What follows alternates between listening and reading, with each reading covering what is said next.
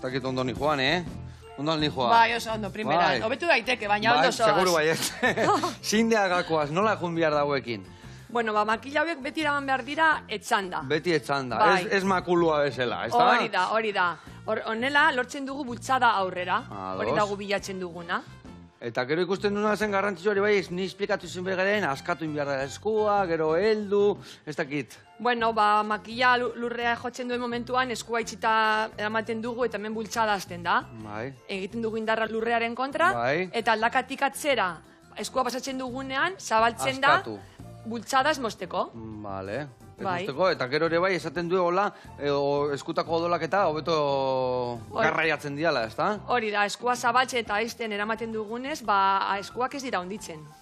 Bueno, izaskun bengoa, eskerrik asko tortzeatik, guri hau dena erakusteagatik.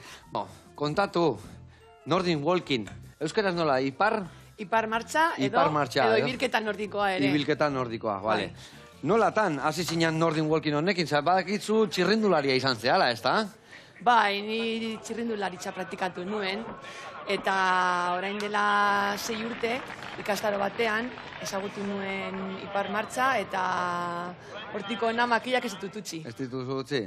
Eta txirrindu ez dezu berriro hartu? Bai, jarraitzen dut praktikatzen.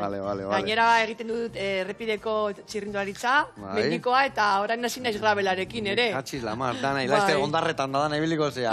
Bueno. Ondo. Eta, zer onura dazka ipar martxa honek? Zergatik handa hain ona gure gorputzantzako? Ibiltzerakoan, lortzen dugu gure gorputzaren 60% giharrak martxan jartzen edo uskurtzen. Eta makilekin, ailegatzen gara 80%. Ja. Eta barre baldin bagoaz, 100%. 100%, onda.